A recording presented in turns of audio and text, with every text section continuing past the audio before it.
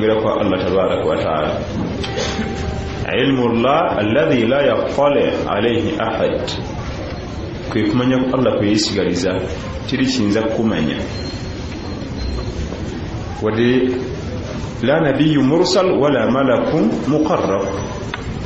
si nabbi yenna mu bannabbi ab'ebbeeyi oba bamalayika ab'okulusegere, ekibeeta qadar. Era ng'esinga kulabikira nnyo mu bintu bitaano, okugera kwa Allah kulabikira nnyo mu bintu bingi, naye yatumirayo bitaano. Wa indahu mafatihul ghaibi la ya'lamuha illa hu, Allah tabaraka wa taala alina ebisumuluzo byayirimu byeyesigaliza nga teri abimanyi. Mu hadithi ya Abdullah ibn Umar radiyallahu anhu mu kitabo kya Sheikh Bukhari atugamba nabbi bagamba sallallahu alaihi wasallama mafatihul ghaibu khamsun la ya'lamuha illa Allah, ebisumuluzo byayirimu etemanyikiddwa biri bitaano, teri abimanyi okujjako Allah tabaraka wa taala. Amakulu ebisumuluzo ebiggulawo eriyirimu eyo Allah byesigaliza. Aya sosiri mu suratu An'am, wa indahu mafatihul ghaib la ya'lamuha illa hu. Katiba yatuka mu suratu Luqman ngeggwako n'abitematema, inna Allaha indahu ilmu as-sa'a wa yunazzilu al-ghaytha wa ya'lamu ma fil arham wa ma tadri nafsun madha taksibu ghada wa ma tadri nafsun bi ayyi ardin tamut inna Allaha alimun khabir. Ebisumuluzo byayirimu eyo Allah gye yesigaliza ebitaano. Ekisookera ddala inna Allaha indahu ilmu as-sa'a, ebikwatagana ne yawmul qiyama, irimu y'essaa Allah gyesigaliza. Tetujja kugiddamu, twagyogerako mu wiki ewedde, al-imaanu bil yawmil akhir. Teri amanyi yawmul qiyama yaddi, programu zayo zigenda kutambula zitya. Nga bw'oyinza okugamba nti nze mmanyi bategeka embaga, abakoye basooka ne kuddako bajjajja ne kuddako basenga, omugole najja mu kifo bwekiti kati mutulizaako. Teri amanyi bya yawmul qiyama programu bwe zigenda kutambula, wadde malayika efuwa eŋŋombe tebimanyi. Yawmul qiyama egenda kubaawo ddi, nnaku z'omwezi mmeka, teri abimanyi. Ebisumuluzo byayirimu eyo yonna yonna, kubanga eyo package nene, ebisumuluzo ebiggulaawo Allah byesigaliza. Ebisumuluzo ebyokubiri byeyesigaliza al-ghaib, enkuba. Toyinza kumanya eno tonnya ddi, tosobola kumanya nkuba egenda kutonnya ddi, kigero ki, egenda tonyera buwanvu ki. Oluusi era ebire ebikwata netatonya, oluusi eraga sayinizi zonna netatonya, ate oluusi nebagwako nga teraze. Wa yunazzilu al-ghaytha, al-ghaythu yenkuba ey'omugaso, al-mataru yenkuba erimu adhabu, ebibonerezo. Al-mataru yenkuba ekosa ebimera, abantu n'ebisolo, ate al-ghayth yenkuba egasa abantu, ebimera n'ebisolo. Tulaba Allah bwe yali atunyumiza abantu ba Nabbi Lut alayhi salam, n'atugamba nti wa amtarna alayhim matara fasaa matarul munzarin, nembatonyeseza enkuba, saabakuba. Enkuba yali mbi nnyo, amakulu yali adhabu. Al-ghaythu yenkuba, al-mataru yenkuba etiisa. Ayinza okuba kale nga tebakosezza kusula bizimbe na miti, naye waliwo enkuba etonnya ne mubeera ku azikaali, nga muli ku azikaali enekya, ennyumba zinaasigalawo, omuyaga mungi,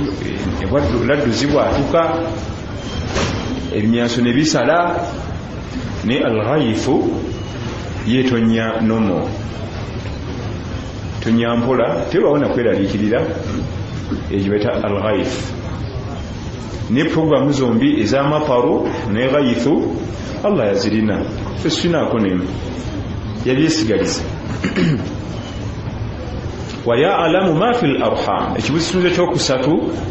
Allah yamanye ebiri mu nabaana programu yonna ey'okuzaala Allah agyesigaliza tewaliyo musawo dokita omukugu ennyo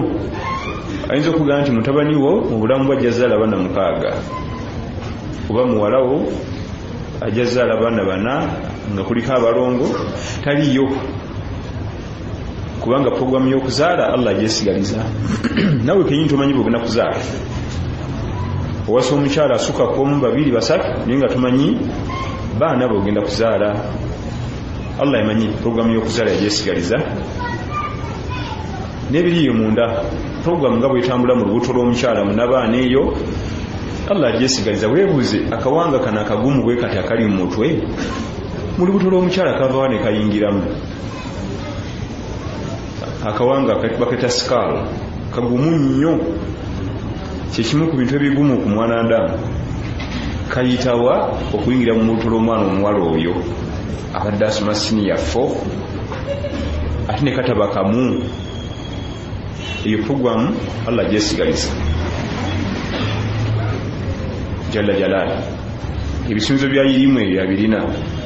tiriyo nabbi abimanyi oba malayika enkulu sizimanyi programu eyo abadan yimwe yokuna wama tadiri nafsu madha taksibu ghada omwana Adamu tayinza kumanya changes zigenda mutukako enkya ebigenda okutukako enkya tobimanyi kyomanyi zi programu z'okula buli kanaku nsale subuhi fune breakfast nkwate boda yange ngende ku mulimu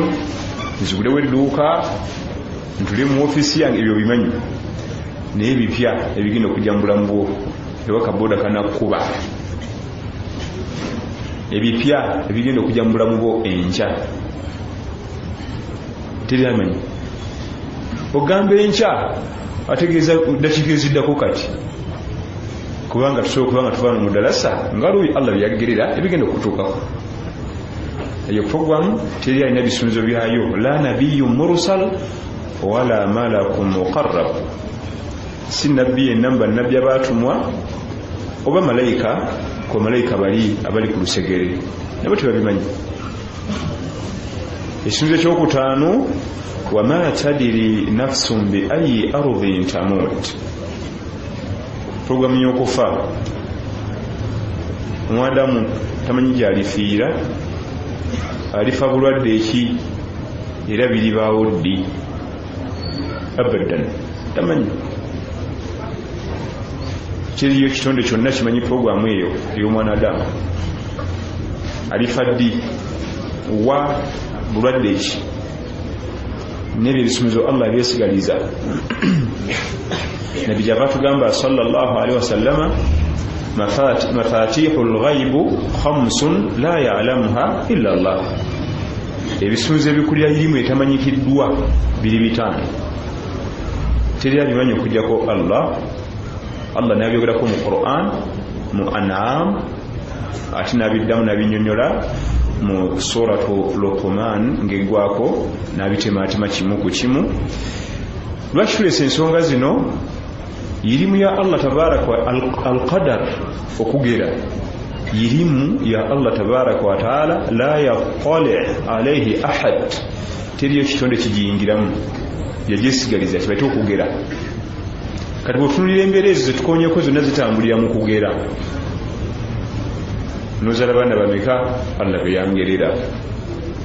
olifa ddi Allah lweyangerera olifa lumbe eki Allah lweyangerera al-qadar enkya biki ebiyinza okutuukako ninze Allah byagera ayinayo nayirimu endala naye Z5 zezikulira la yaqala alayhi ahad teri kitonde kyonna kiyinza zimanya okufa ye programu ekyasinze okubonyaabonya omwana Adamu watendo ziri programu ziri endala ezisoose nnya ziri kaliko okusinga eyo nzibu nnyo era wakubanga waliwo osasula ssente n'osigalawo bandigaggawadde kubanga buli yandibadde apakasa yandibadde atwalawo ssente n'ebyokuwerera abaana oba bandibivuddeko nga biringa bya airtime oba yaka tibutuukako ssente nga bakongeza obulamu abo bandibadde mu department eyo bandibadde bagagga ani andyagadde okuva wano niyo tuuka ebuwarabu nokulaga prince mugagga muvundu alina okugenda buli kyonna kyasaba bakitikkirawo okuva mu Amerika oba okuva Bulaaya ne bakireeta nga kiri oligino naye alina okugenda oluusi akutuse aweddiwo agalwadde gamutamwanya bamulongosa buli kaseera batereze kano batereze kali ate ne ssente nnyingi nazo ate ekibonerezo buli omulongosi mirundi 15 bona watana nakala bulungi ate ne basalawa tulina ekitulengedde ekiri eyo wiiki 2 ne baddawo ne basalawa saate omunaku batalina za musalasala ezo sigala busigaza kyokka ne waliwo mubagabaaga ebyo byonna byonna ate era n'agenda okufa Allah program yajesigaliza era kyatukola bulungi nnyo kubanga omanyi olunaku lw'onoofa ya rabbi kyandibadde kirabika bubi abamu wandigenza okufa mwenda kilo 5 okweraliikirira abalala banditamye ndibadde n'entusa embi anti ŋŋenda kandi buli kyange kyenina abaana tujja kubalekera maati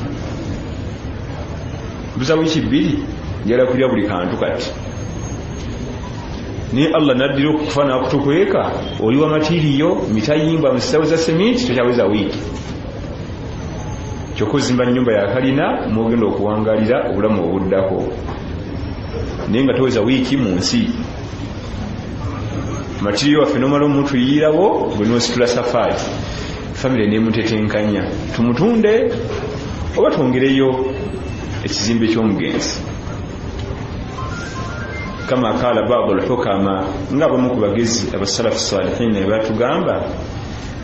yujibuni ibn adam yahtamu bi umuri dunya yahtamu bi umuri dunya omwanadamu embeera ze zikwewuunyisa asesira ku duniya emaze omukuba omugongo ate kabuli emweyolekedde mu maaso natagiwasira kubanga buli lukya esembera wano buli lukya ekusembera wa awo wotunudde mu maaso wotunula ng'otambula buli lukya weesembera eduniya emaze okuyitako ng'ekuweereza ne kajjango ffe gye tunaayiza netugiwa obudde obutagambika ate ibaada egenda okugasa mu kabuli wano n'ogiwa eddakiika ntono bwe bakutubanga eyo ne bawanvuyamu oba babajja waabo tuli ba businessmen twagala genda mu katale kutube wanvuye nnyo eduniya okyajongera obudde yo yakusiibula dda tekyalina programu naawe kabuli erina programu naawe tekuli mu birowoozo kabuli ekugamba nti nga nsembedde sawa eno gye eno nkyakula programu za duniya abi dharri al-ghafari bamutanga Junda bunu Junada bamuzala Madina sahaba wa Nabi Muhammad sallallahu alaihi wasallam mulwanyi namige bamutanga abi dharri al-ghafari oba al-ghifari fihi logatan chafire mirundi ebiri abi dharri al-ghafari oba abi dharri al-ghifari byombi bituufu yakyaza omugenyi ono sahaba omugenyi tabi'i nyini mwakyaziza sahaba yalaba ku Nabi Muhammad sallallahu alaihi wasallam omugenyi azze kiyalaba ku Nabi Muhammad sallallahu alaihi wasallam yalaba ku sahaba katabi dharri yitali bulungu byensawo sente Allah yali yazimuwa omugenyi yatuka mu nyumba faja'ala yaltafit yaminan wa shimala natandika okumagamaga mu nyumba byo kono ennyumba ya munna mukyaziza ne mwewunyisa paka yamugamba yalaba kimususeko namugamba nti aina mata'ukum ya aba dharri ebintu byamwe biruwa ate omusajja olwedda amanyikiddwa alina kasente n'amugamba ansa gye yamuddamu yeraliikiriza yamugamba nti ebintu byaffe biri mu nnyumba eri empya muteekateeka okugenda yaani alqabr nga tegeeza ntaana weta salafu salihin ebintu byotulaba wano katugambe firiji, tv, dining table, sofa set n'ebirala ebira mu maka mu ddiiri ebitandikirwako emanyikiddwa naddala ku muntu Allah gwadde kasente yamutegeeza kutegeeza nti ebyo biri mu nnyumba empya mututeekateeka okugenda essaawa yonna. Omuvuka namugamba nti la budda oteekeddwa okuba n'ebintu maadumu tahahuna ebbanga lyomala ng'okyali mu nnyumba eno mwandibadde mulimu ku bintu. Namugamba ekigambo ekimalako enviiri ku mutwe inna sahiba albayit la yada'na fihi, okuba n'ebintu nga ndi mu nnyumba eno si kibi naye nyini nnyumba eno tanzikiriza gibeeramu teyambulira aginzijjamu oludde kati nteekemu biki wabula eri ennyumba nkakasa nti gyeyo njigendamu kyolaba mbiteeka eri nyini nnyumba eno tanzikiriza kugibeeramu kuba teyambulira ddi lwengifuluma nekanga bwekanzi nga njiri bweru. Abi Dharri al-Ghifari radiyallahu anhu arda kikyategeeza nti nyini nnyumba tatukiriza kuteekamu bintu. Era lwaki ogula firiji kibi? Bwe ngula entebe zange ez'essente nnyingiko nensa mu nnyumba kibi? Nedda, era si musango. Bali kyetwagala nyawe abasajja abasalafu mu ngeri gye bategeera Qur'an ne hadithi eyaabwe endala nnyo ku yaffe. Yamugamba nti nze n'omukyala wange gwe nawasa tusinga kutegeka ebintu byaffe mu nnyumba eri, nga kyategeeza essente tetwandibadde tugulamu sofa ne dining table ey'obukadde obusatu nti tuzisaddaakamu tujja zisangayo eri nga waliyo sofa ne dining table eri. Tuli fenna abo bategera okufa nyini nnyumba eno tatukkiriza gibeeramu. Era olaba landirira omugamba nti mpa notisi singa bujja ku makyana landirira najja fuluma mu nnyumba yange olina amateeka omusiba alina okuwa notisi. Allah tatuwa notisi khalas wekanga wekanziga ennyumba gikoze eki. Abamu tebadda nayo anti mu nkola y'ekiganda bamuzeeko ka mu nnyumba ye musalafu tukuzaayo kiki emmotoka emukubye mwete ku muziki tumunaze tumusalye tugende enkoowe toddayo. Eyafulumyeyo n'ebigere bye bibiri nga mulamu atambula. Abashekhe baffe bonna abamasasi ate baddayo rahmatullahi alaihim jamia tebaddayo yenkola ey'obusiraamu so simba omuzeeko mu nnyumba ye ate alina kuyita mu mulyango gw'emiryango tayita n'omuyise manju olutalo lubeerawo olusufu tebakukkiriza abaganda eŋŋumi tekaaba lwaki omuyisa mu manju alina okuyita mu lugirwawa y'emiryango. Naye okufa Allah tabaraka wa taala yakukola nakusigaliza irimu yaako era nga kyekisinga obulungi gye tuli. Allah atulondera ebintu birungi. Teberezaamu ng'omanyi nti guno omwaka gwe tuyingidde 2017 sigumala buli byongera okusembera tomanya naye engeri gyakikolamu bwatyo kubanga twagala nnyo tetumanyi. Atakyaweza wiiki akola programu za myaka 10 programu akola za myaka 10 nga takyaweza wiiki si kibi kola naye kikulu ennyo al-ihtimam bil-qabr. N'entaana giwessira entaana giseeko essira tekuli wala kubanga abavubuka bato balowooza nti kati bwe byayogera bigamba bano abalina envi n'enkanyanya kisiraba nkoka buli limbo gye baawudde nti for adults only nti wano bazikowo bakuluboka eva limbo gyeva yenkana bazikamu buli myaka royo nga limbo eri royo myaka gyonna gikola ki tebabyawula nga mu programu zendala batera okwawula nti wano wabakulu naye awo tewayawula kulwaki emyaka gyonna gigenda tewali omwaka gitakola ki gitagenda yonna gigenda al-ihtimam bil qabr so Allah tabarak wa taala tuwe essira okubanga tukolera entaana yaffe na gakati ebisumulizo ebyo bitaano ekyokutaano ekyokufa tukiruddeko olw'ensonga nti ye programu etulumya emitwe ffenna ate nga tulina kyagikolera n'okubaawo mu mbeera zonna tulina kusaba busabye Allah tutwale nga atusiimye batugamba basalafu abategera irimu eno Sheikh Turaifi atugamba nti mu bimu ku byewuunyisa bw'oba owandiika mu kitabo obwongo amaaso amatu omukono byonna bikuŋŋanira mu kantu ako wogenda okuwandiika ennyukuta emu kyamanya gange nze Ahmad eyo ng'ogiwandiika 90% ey'omubiri gwo ebiri awo si bwe guli kuba tuyinza kuwandika nga amaaso gatunudde eri era tuyinza kuwandika ng'owulira birala bw'oba owandiika amagezi amatu amaaso ebirowoozo emikono bisentalingira mu kafo kaki naye kyewunyisa bwebajjamu emisitale mu lupapula bikyama byowandiika kyolabye omusajja omuzungu yakola ekitabo nga kirimu emisitale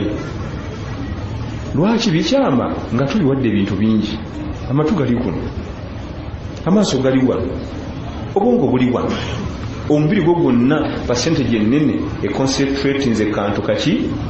lwaki bikyama nga bajjamu emisitale mu kitabo oba oyagala tuyagala birina okukyama oli kyava ateekamu emisitale naye nne manyi kyategeeza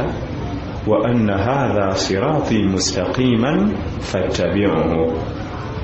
wala tattabi'u subula fatafarraqa bikum an sabili ana ategeeza Qur'an ategeeza bwe n'eddiini yo nsala nnyo layiri nsiba nnyo mande n'olwokuna siva mu madarasa eddiini yange njiwa obwongo bungi nnyo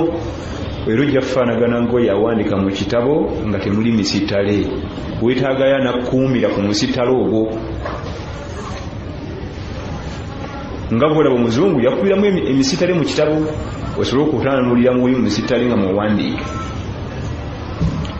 kosaala otya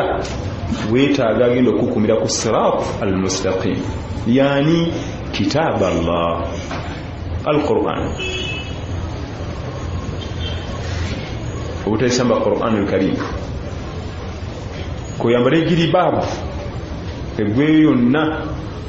naye nga weesambye Quran al-Karim khalas obulanga wandika mu kitabo omutali misitale era bwomala n'oteeka eriwo n'ogira bwe bino nze mbiwandiise nga bikyame nnyo ye omuzungu n'akuyanguyiriza n'akubamu emisitale otambulire ku sirapu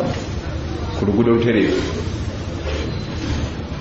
obulamu bwaffe twetaaga nnyo Quran okusigala ku siraatu al-mustaqim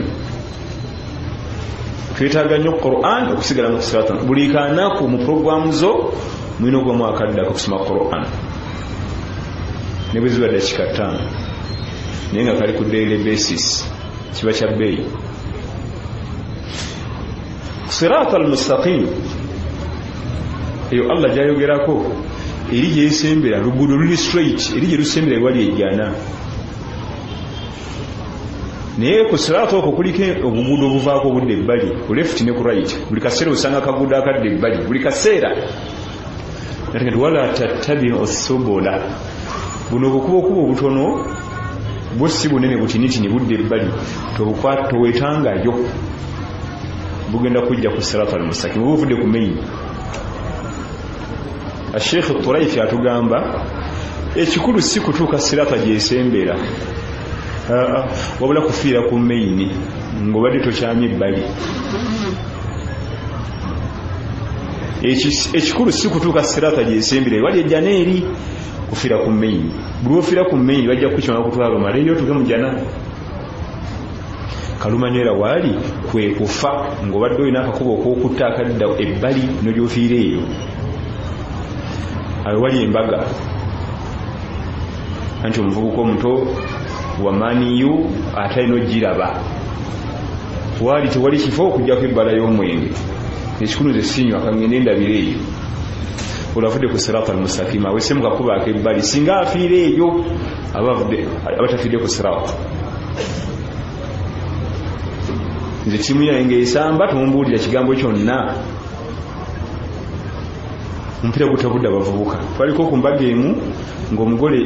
waasendo ngaesamba naye bukaseera yajjanga essimu n'akuba guli gutya buli kaseera mu dakika nga 5 ng'akuba essimu abuuza abali ku mupiira eri guli gutya kakireeka bamugaa nti bateebye tiimu ye eteebye kati nayagala amanye omuzannyi amanye omuzannyi ateebye eggoolo n'eddakiika zateebeddemu nga jjukira nti mu Buganda wano omuko azze okuwasa amaaso gonna bwe gaba tekali mu kidala wakati wali buli azze n'amaaso gaba kuki naye yakukutanga n'essimu bwati nakukuta n'essimu nalabi nakukuta n'essimu.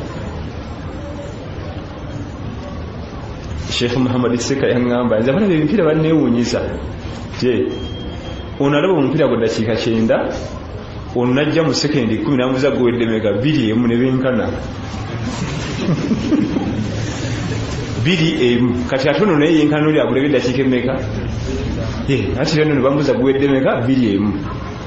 bagayinza okunnyonnyola paasi wedda wezitambula bwezitambula bweziddeeno kutema endobo babuusi batomedde omutwe amakoona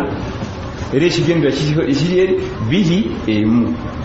kati ono akozesa sekendi 5 gwe n'okozesa eddakiika 9 ne mwenkana awulidde kakati ekikulu kufiira ku siraat tewalla kufiire ku siraat nga kiwese mu buguudo obwo bubi nnyo obuguudo ate buli kaguudo kuliko omukozi wa ddaawa akuyita tokyamyeko wano mukulu kuliko customer care tagambika noba toli wakukyama niyo oli aliwo akusikiriza okukola ki okukyama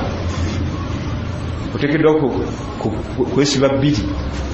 buli kaguudo kogenda okusanga kuliko akukoola so Allah tukume tuleme kukwata bukubo obwo tusigale ku siratal mustaqim era tumusaba tutwale nga tusiimye al-qadar okugera kwa Allah tabarak wa taala yakwesigaliza yeirimu ya Allah gye yesigaliza tiri agimanyi abasomesa ba tawhid oba aqida bagana nnyo bisime nnyo ebya qadar kubanga biyinza okukutabula oluusi nga tulina bwongo bujja bitegeera ebintu ebikwatagana n'okugera byonna bigenda okutuukako Allah yabiwandiika min qabli khalqi lkhalqi fi lazman byonna bigenda okutuukako Allah yabiwandiika nga tannakola bitonde birala byonna n'emirembe negiyitawo ate emirala nga bwe tonnajja amannya gange nze yasiini ziraba muzaale byonna bigenda okutuukako mu birungi n'ebibi Allah yabiwandiika nga tannakola ggulu nansi Allah yabiwandiika nga tewakyabaddewo ate ne bibeerawo bubeezaawo nti wali wajja kujjayo omuntu wamita yasiini ziraba muzaale aliwangala emyaka bwegiti alifuna bino alituukibwako bino ne bino alifiira wano n'abiteeka wali ate waitawo emirembe emirala nga tanatunda bitonde ebyo birala min qabli khalqi lkhalqi fi lazman yabiwandiika ne bibeera waawo nga tanatunda bitonde ebirala ne biyitwako n'emirembe generations ne zijja nga ziyitawo ne centuries nga bitereke oyo Allah waffe mu hadithi al-Qudusi Sheikh Muhammad Mutawalla Sha'rawi yagisomera basajja ba Imarati eyo ne batya ne bamuwa bufumu bw'essente Allah musasire Sheikh yafa yabna Adam hadithi al-Qudusi wange mwana Adam la takhafanna min dhu sultan totyanga kirimanyi yenna omufuzi yenna omukambwe kijambiya tomutyanga wasulupani baqiya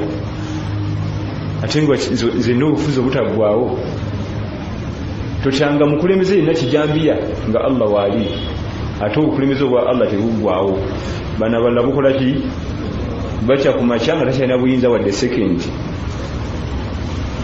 negenda maaso la takhafanna min dhiqi rizq toddanga onota riziki ng'omugabizi wa riziki waali nassaka akagamba akewunyisa wa khazaini la yanfaddu abadan amawanika gange tegakalira oba yola kawunga oba bijanjalo oba nkoko oba nyama matooke amawanika gange tegakola ki teweraliikirira nga riziki olunaku n'olumu nga nze wendi allaho nyini mawanika ate agange tegakalira bwogenda mu lusuku olulwo okukimanyi ettooke nga temuli oba n'ogenda ku ATM nga wazimazeeko nejjukira nti wa Allah tezikola ki wa Allah tezigwayo hadithi eyo nzibu nnyo ezzamu mwanadamu amaanyi eyo hadithi nzibu ezzamu nnyo mwanadamu essuubi abadde nga yagwamu essuubi yenna ali awo kati nkoze ntya abaana ngenda balizaaki nyini eggaba riziki waali ekyo kimu ekyokubiri awo tewakalira talikya kumakya nti we mawanika ge gakalidde kubanga bino byonna byetufuna biva mawanika ge Allah tabaraka wa taala amawanika ge tegakalira abadan kati byonna bituwandikako alqadar nga sunna baawo alajal madama alajalu baqiya kana arrizqu atiya kama qala ba'd as-salaf as-salihin ebbanga lyomala nga ajaliyo tennatuuka riziki ejja kujja toeraliikirira madama al-ajalu baqiya ebbanga lyomala ng'okyali mu nsi ajali tennaggwayo kana rizqu atiya riziki yo weeri kubanga omuntu omulamu alina okulya alina okunywa omufu yatalya amakulu ajali ne riziki yo bya luganda era yo ajali ebeera efuna wali ku riziki asigaze emimonde emeka asigaze lita z'amazzi meka ez'okunywa amazzi gaweddewo kati ate emimonde negyo giwereddeyo ajali ng'ekusika bitambula ebi omulimu gwa riziki kulabiri omulimu gwa ajali kulabiriza riziki kubanga tayinza kutwala ng'okyalinawo amazigo oba ekyemisana abadan era tuba n'abalwadde mu malwaliro ng'ali mu mbeera mbi yalekerawo okulya n'okunywa najjadde engulu n'asaba ekibumba n'ennyama y'embuzi n'agisaba n'asaba ebintu kumukumu amasimu ne gavuga bannange haaji kye alhamdulillah tubaze Allah yasaba ekibumba ne bakireeta n'akirya n'asaba ennyama y'embuzi n'agirya n'asaba akatogo n'asaba obusera kumbe azze kubikima era wayita ennaku bbiri kimutegeke tugenda kuziika kyate gwe mwatugambye yateredde gwe mwatugambye ti yasabye n'ennyama y'embuzi eyoyo kubanga talina kugenda ngeni wakyaliyo riziki alina osooka ogimalawo owaliwo omulwadde watabuuka kubanga omuntu omulwadde ebiseera ebisinga tusinga kuwomera byakulya naye n'atabuuka n'asaba buli kintu ate ng'akirya buli kimuli takyalya amaanyi ne gabaddamu abajjanjabi ebiseera ebisinga abazze akwataganye mangu riziki tekola ki talina gireka alina okugenda nayo tatulekera liita ze za juyisi tatulekera kiro ze za kawunga tatulekera za bijanjalo naki ayinza okugamba ebijanjalo n'akawunga byenjagala kyokka eddwaliro mulimu lya bbeeyi tebabifumba nawo nimukola bukozi order nibabifumba alina okutwala kakota kakadde kasigadde kati al ajal wa rizq ebintu ebyombiriri bitambula byombi naye ngeri Allah tabaraka wa taala biwandiika dda ebigenda okutuukako nga bwe tujja okulaba mu hadithi ejjaawo mu maaso ey'okuna insha Allah tabaraka wa taala ebyo tusobodde okwejjukanya ekiro ky'olwaliro الآن مع بعض الأسئلة والإجابة عنها jangu sima ebibuuzo jangu etagenda kusobola kubaawo akiisemu. Assalamu alaikum. Tulina masjidi yaffe ekisugu naye kuliko kabuli mu maaso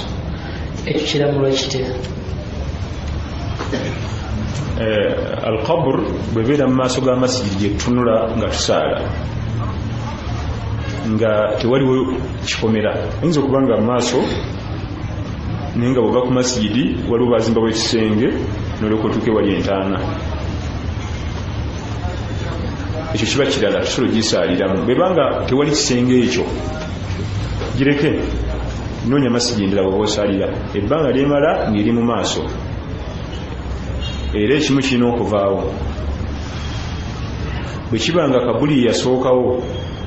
mujja ne muzimbawo omuzikiti nga temulabye nti waliwo kabuli kubanga oluusi bayinza okawamirawo omuddo ne gugibikka ne mugula wano ne muteekawo masjidi kati ne bajja balimawo ne mulaba nga waliwo entaana eyo tekizukulwa masjidi tugikoona ne tugimenyawo kubanga ekyasookawo kyekirina haqqi okusiginyi tugimenya tetuyikulayo mufu wabula ate singa bwekibanga masjidi yasookawo ne balyoka baziikawo ate masjidi erina haqqi yosigala kubanga erina haqqu sabuku eyasookawo awo tuziikula ki omufu webitwe byawukana masjidi tugisondedde ebbanga ddene naawe ogirabye abantu nankanya tugimenye kubanga omufu mu sharia tamala gaziikulwa byatiyuuka ebyo ekituufu kiri nti nawe mu magezi go bolaba nti masjidi ya ssente nnyingi okusinga omufu naye obusiraamu tebumujjaawo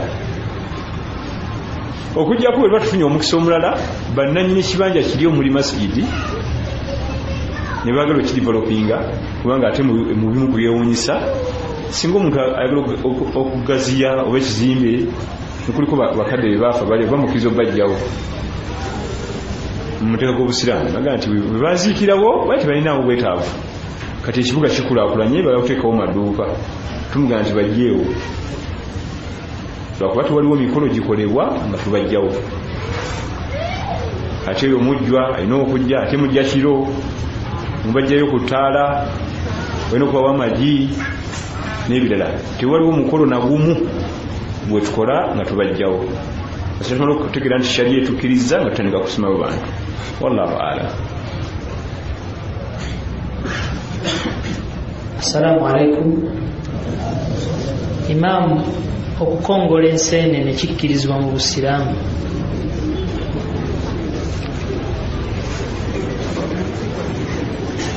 Kitegeeza ki ekongola enseenene? Mulimu okulumya enseenene, aljarada, enzige, asamak, ekyennyanja birina ennamula ndala mu nkolagana yaffe nabyo mu sharia. Ekyennyanja enfa yakyo kuva mu mazzi. Tuyinza kugaa nti mukisale mukirumya, mukisale ekyo kife, bw'otakisala bw'okirumya sibe kuba enfa yakyo kuva mu mazzi nekiba nga tekirina oxygen owakyo oyo ow'omu mazzi, yenfa yakyo era bwe kityo tukolagana nakyo mu sharia. N'ensenene n'enswa yenkolagana yaffe nazo. Bw'okyali ku ekyo weebuuza ziteeka ku sigiri nga nnamu ne bazisa mu sefulya neezookya ne zisambagala. Bwe tulina okulagana nazo okuzirya. Sharia tetugaana. Ekyennyanja n'enzige, enseenene n'enswa zo yazikkiriza tukolagane nazo bwe tutyo. Ate ebirala nedda tetukagana nayo kubirumya mu mbeera efaanagana bwetyo. Wallahu alam. Assalamu alaikum warahmatullahi wabarakatuh. Sheikh, wasomesaako n'ogamba nti okugenda mu mawanga g'Abawarabu okukola kiri haramu. Nina mukwano gwange eyatandise ekibiina ekibatwala. Bwe nagezaako okumugaana yagamba nti abagenda ne babonaabona babeera balina bye baanyiiza Allah naye kwe kubabonereza. Kyokka ono mukwano gwange tagendangako yadde mu nsi z'Abawarabu. Alamulwa atya? Saagamba nti ogenda okukola mu Bawarabu kiri haramu. Nali neewaza ogenda okukolayo naye nga sikiri haramu. Ate ogenda okukola mu Bawarabu kibeere haramu ate mu Bazungu halal ku biici ne mu myenge. Sinza ntagaa nti kiri haramu. nali njagala kubalaga bulazi buzibu bulimu era nakati kyenkyaliko era nzoli okumbuuza njagala genda mu Bawarabu okukola muga nti totegana kumbuuza kuba nsaagala si kirungi. Abawarabu ensi zaabwe engagga zirina ssente naye gwe oboze buzibu okutuukako ssente gwazze kizibu ng'ate mbazungu. Mwarabu aba mugagga naye gwazze obuzibu okutuukako era bukutuukako butini. Ekyo kimu. Ekyokubiri, amawanga ago kati nga Saudi Arabia mawanga magatte. Okwata omwana w'omuwala n'omuweze Saudi ng'akulira mu Afghanistan yalabanga mu Warabu, akulira mu Pakistan, mu Yindi, mu Nepal, kubanga buli nsi yonna weeri wali. Kati basaako ekirevu n'ekitambala ekimyufu golaba nti mu Warabu. Kati empisa emize emibi gyonna negigenda gikuŋŋaanira awo yagavuga nti Abarabu batubonyaabonya naye ng'akulira musajja mu Nepal yambonyaabonya. Ekyokusatu, ebintu kalisha y'abasajja Abawarabu kubo aba ali bulungi naye bwagikuteekamu gwoba mu kubonaabona era oba mutoca. So ateeka nga kusaidi eyeye awo awulirira emirembe. Ekyokulabirako, eBuwarabu omwana omuwala tatambula, amala emyezi 4 mu nnyumba nga tafulumyeko wadde olunaku n'olwo. Kati kyebezaamu omwana omuwala wadde awereza emmere mu Uganda wano ng'atambula ekibuga n'akimalako, omusibira mu nnyumba omwezi gumu b'omusse yenna era gandaasa. Ate bonna bwetunulira salafu salihina ffe be tweyitamu tuli ku nkola yaabwe, baasalanga ku swala ng'ali ondawe. Olunaku lwaba mu safaari bw'ati lwasala naye bw'atuukayo eri taddayo kukola ki. Naye ffe olwokuba tetwagala nnyo bintu byakusaala ebyo jamaana twerimbika mu kali akawaahiro. Nze ndi musaafiri ate ejjamu enkakatako ng'asalira mu nnyumba. Gwe osalire mu nnyumba okumala emyaka 5 oligenda okuddamu okuddewo mu kusala jjama nga ekuzitowerera tuli ffenna. Era n'oyo omuntu ali mwezi ensi ng'aliyo emyaka 5-7 tumuteekamu nali avuga safaari. Obulamu bwate bukyali bwa safaari olwo efuuka mbeerayo tosala juza. Wallahu a'lam. Assalamu alaikum. Bukwakulizo ki obukkirizisa omukyala okufuluma mu maka ga bbaawe era omukyala akkirizibwa okuvuga emmotoka? Okufuluma mu maka ga bbaawe nga bafunye obutakkaanya obanga tasabye ogenda okukola omukyala ovuga emmoloka akkirizibwa, tekiri haramu omukyala ovuga emmoloka. Ate bavuganga embalaasi. Kati emmoloka n'embalaasi golaba ki ekisinga okuba nga kikakkamu. Embalaasi ekusundasunda wenna. Saudi Arabia yali yakigaana nga batiira okuba nti ewaka balina kapasite efunira buli mwana alina emmoloka ng'abaana babala bajja ttambula bokka, bali bakitiira ekyo okuggalira obwononefu. Okuggalira ki? Kubanga batamanyi kuvuga mmoloka kiba kitegeeza buli wanaatambulanga ajja kuba n'omuntu naye buli waba ng'agimanyi asobola okutambula yekka. Ate ekyo kya bulabe mu bikola ebyobwononefu naye nga tekiri haramu mukyala avuga mmoloka. Aba avuze embalaasi ate n'entula y'oku mbalaasi ogimanyi, si ey'okutula ku mmoloka munda. Omukyala ogenda okukola byombi Allah abyogera. Waliwo yamugaana mu Qur'an mu suratu Ahzab, waqarna fi buyutikunna wala tabarrajna tabarruja aljahiliyati alula. Yamugamba atuleeka. Allah okugaana omukyala okukola amumanyi, omutima gwe munafu, ayiikayiika mangu. Faqulubuhunna sariatul mayalani, emitima gy'abakyala giyiika ki mangu nnyo. Kantu katono nnyo bwe kati baba mugyeko ebirowoozo nga bitaddeko ono amuli mu maaso awo.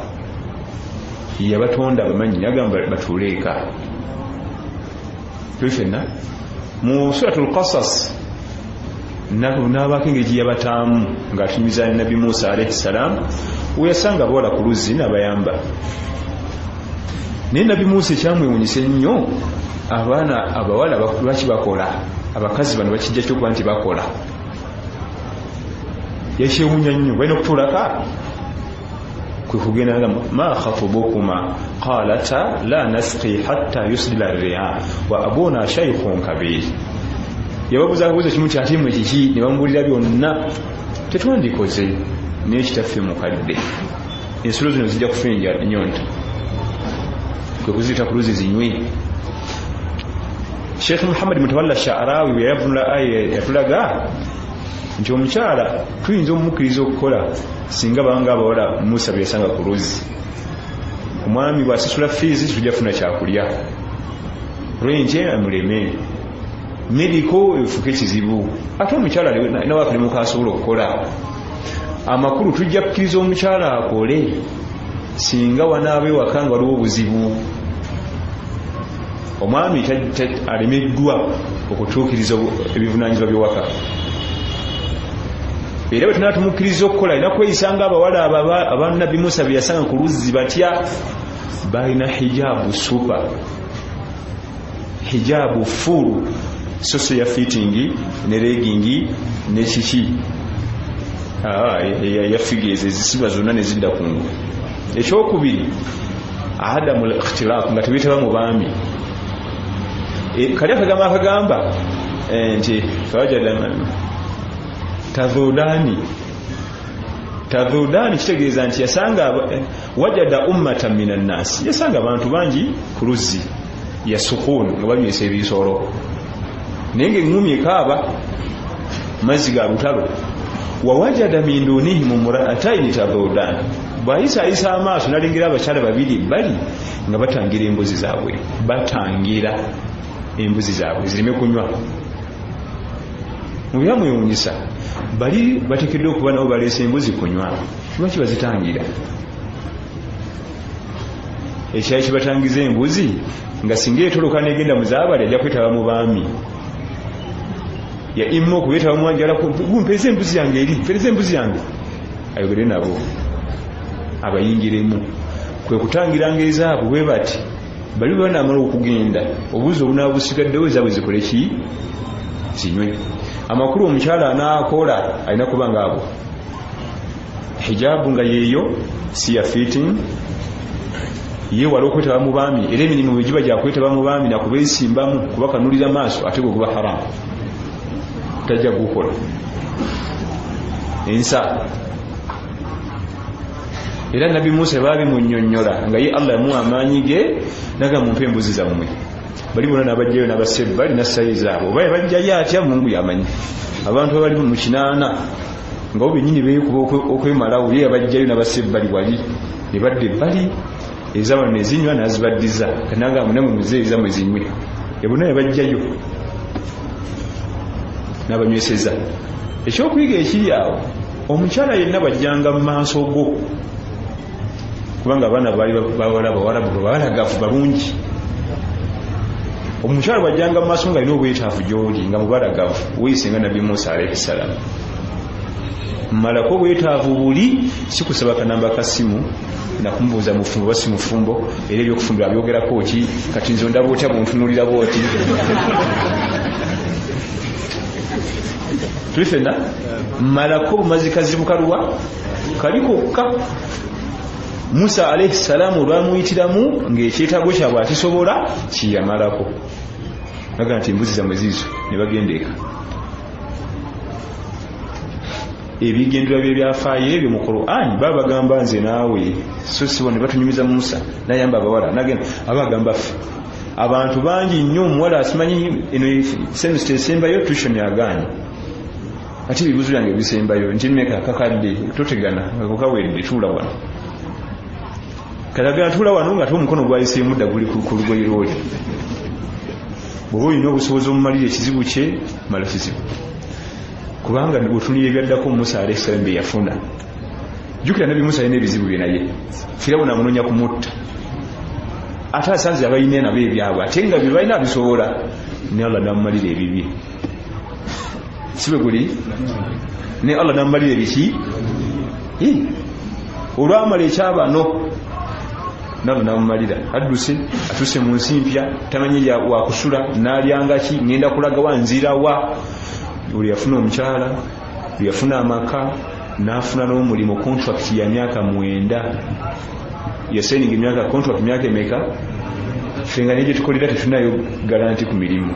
sabe ne bakola ki Allah byamuwa